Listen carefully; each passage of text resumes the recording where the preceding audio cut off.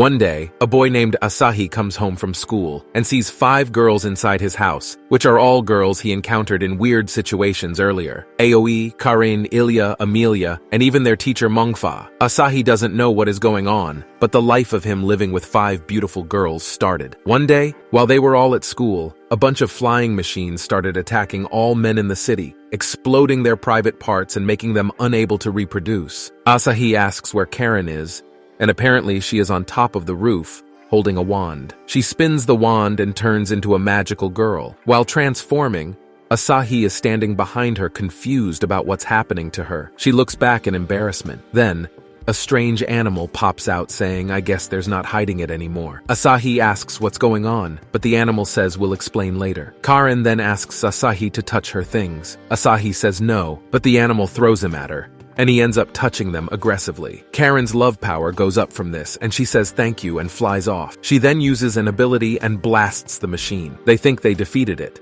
but it's still there, and Karin is starting to become unconscious. The animal says her power is depleted, and they need to retreat for now. Back in the school, Asahi asks for an explanation, and Karin explains one day she was doing a photo shoot, and all of a sudden the strange animal fell on her, and she caught it. The animal is shocked by the fact that Karin is able to see him and says this must be fate. The animal then tells her to make a pact with her and become a magical girl. Karin says she thought it sounded like fun and agreed to it, but now she keeps getting called up in the middle of the night and the lack of sleep is ruining her skin. The animal then introduces himself saying he's from another world and his name is Sagami. Asahi asks what the machines are, and Sagami says they're monsters from his world and that even this world is in extreme danger. As they speak, more and more monsters are being deployed. The number above the main machine, when it hits 69, all men's private parts are going to explode, and they are going to lose the ability to reproduce, meaning the world will end. Asahi asks how to make this stop,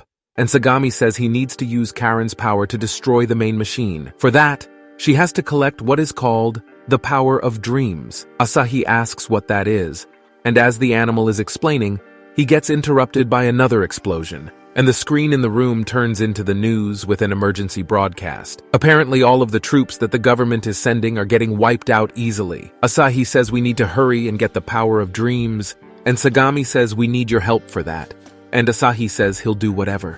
While the news reporters are talking about the situation, a monster comes in and destroys the man's private part. All the kids evacuate from the school, including all the girls, and Aoi is worried about Asahi. Sagami takes Karin and Asahi to a truck, saying it's a secret weapon. Sagami says being in this truck charges love power more efficiently by providing a fabulously luxurious environment. Asahi asks, what is love power?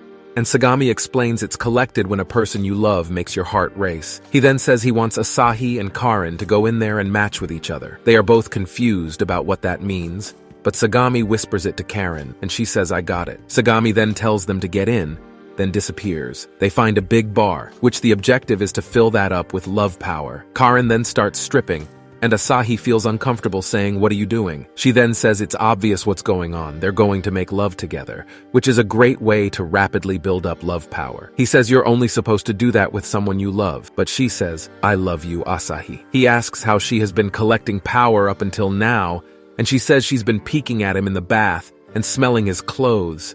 That type of thing, leaving Asahi disgusted. He says we need to think of a different method and pushes her against the wall, asking if that was enough. She said no. Then Asahi makes it look like he's gonna kiss her, although he walks away saying, you don't really love me that much, right, Karin? She says that's not true. Asahi then points at the love meter, saying it hasn't even gone up a single bit from all of that. He says you don't actually love me. You just somehow convinced yourself you do. She says she doesn't understand. She believes that wanting to do the deed with him means that she loves him. She also says at this rate, the world is gonna end if they don't do it together. She starts stripping more, and Asahi tells her to calm down. She pushes him down on the bed and takes off his shirt and pants, saying let's do it. Aoi then shows up, saying she thought she heard Asahi's voice. Asahi calls out to her, but Karin pushes him down, covering his mouth. All of the girls say you must have imagined it. Aoi's eyes then turn red, and Irina asks if she's okay, and she says it's nothing. Karin then fully takes off Asahi's clothes and goes on him. Asahi chops her in the head. Sagami comes back, and Asahi says to Karin that you need to value yourself more. He says even though it is a critical situation, he doesn't want to take her first time, and that she should do it with someone more special to her. Karen retaliates, saying, "You're the only person special to her right now." But Asahi argues that she'll regret this one day. He also says that he deeply cares for her, and he doesn't want her to get sad in the future from her first time being taken from someone not special to her, which causes the love meter to go up. Sagami tells them to just do it already, but Asahi refuses, saying he doesn't want her to feel upset afterwards, which makes the love meter go up a little bit again. A monster then comes down and starts trying to break in. Asahi tells Sagami to take care of Karen, then runs out the truck, distracting the monsters. Sagami says, "Let's get out of here."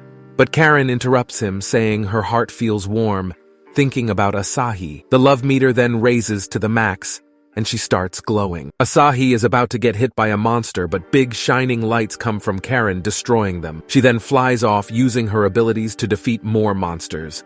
She then comes across the main unit and uses her ability, colliding with the main monster's ability. The number is about to hit 69, and things aren't looking good. Asahi then appears and holds Karen's hand, causing Karen's ability to start powering up harder, destroying the main monster. The main monster is destroyed, and all the mini-monsters break with it as well, and Yoshio gains his private part back. Asahi and Karen come back down, and Sagami says not bad, and disappears, and Karen thanks Asahi, and his smile causes a similar flashback to when they were kids. A feather falls on Karen's head, and Asahi is about to take it off, but she refuses, confusing him. She then says, "Getting any closer than that is a no-go," then runs away. We then see a scene from a different world, with a bunch of robots talking with a woman named Yoshino. We get a flashback to Asahi walking on the beach, looking at the stars with one of his old friends. While walking, the girl says, "I wish we could be together forever like this," asking Asahi if he agrees, and he says he doesn't exactly disagree. Back to the present, Irina comes to wake up Asahi, and Amelia says that won't work. She then goes to jump on him,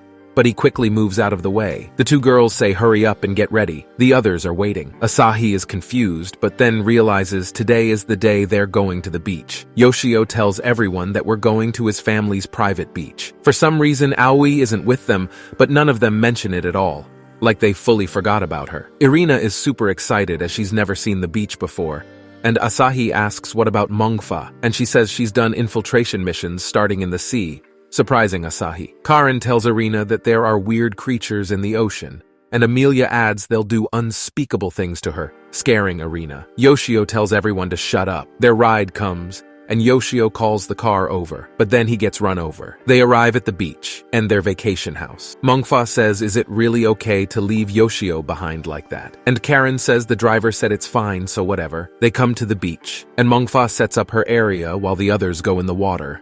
Irina is scared, thinking the water will sweep her away, but Asahi says it's fine, while Amelia and Karen are playing around. Mongfa says it must be nice being that young.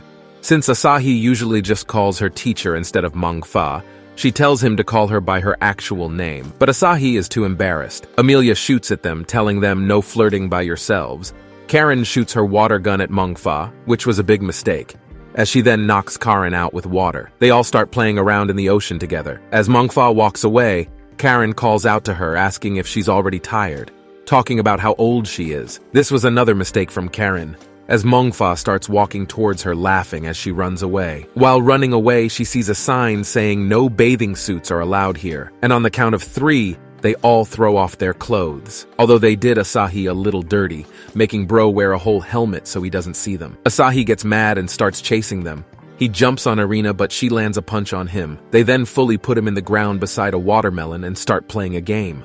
Mongfa blindfolds herself, and the girls try to guide her to the watermelon. They failed, and Mongfa is about to hit Asahi, although she misses, and the swing was so powerful it blew all of the girls back and took off Asahi's helmet. They then all see each other with no clothes on. They all start walking back to their vacation house. They all say they wish their days would keep going like this, and Asahi agrees. He then looks back, and they all disappeared. Asahi starts calling out to them, confused about what happened. He assumes they're back at their vacation house, although when he arrives, they're not there. He pulls out his phone and realizes it has no battery. Then Aoi appears behind him and asks what's wrong. He tells her everyone disappeared. Aoi is confused and asks, "What do you mean, everyone?" Asahi then wonders what he is talking about, and that there is no everyone, and that he went to the beach alone. forgetting all about the other girls. The two walk in the vacation house like nothing happened, and Aoi starts making dinner, with Asahi helping her. He gets out 6 bowls,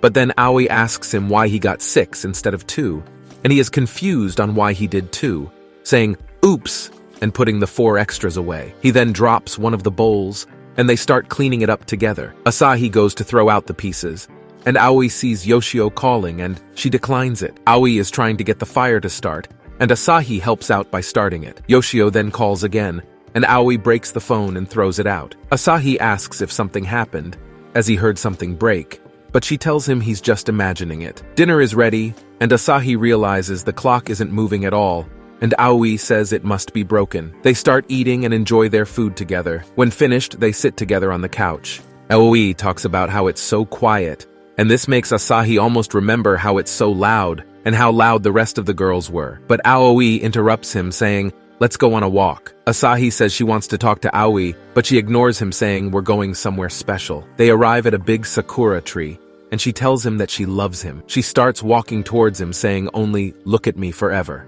Asahi then asks, where are the others, and that he knows other people were here. Aoi then says none of that matters anymore, and tells him please stay here forever with her, and that she knows him better than anyone. She pushes him on the ground and tells him she'll do anything for him anytime. He then remembers Mongfa, Irina, Karen, and Amelia and asks where they are. Aoi's glasses break all of a sudden and the flowers start surrounding Asahi. Aoi turns into his childhood friend, Ai, and she says the stars are pretty. Ai then says she wishes she could be together with Asahi forever, but says that isn't possible, and tells Asahi to not come here again. She then runs off, and a bunch of error signs pop up around him, and the world starts disappearing. Asahi wakes up. He wonders why none of the girls woke him up. He then walks out of his room and sees none of the girls, assuming they left for school early. He runs out, and his mother appears, confused about what he's doing. The girl we saw from earlier named Yoshino is shown tracking Asahi. He arrives at school and doesn't see any of the girls, but does see someone in his seat. He says that's my seat, but the boy doesn't know what he's talking about. Asahi asks where the teacher Mongfa is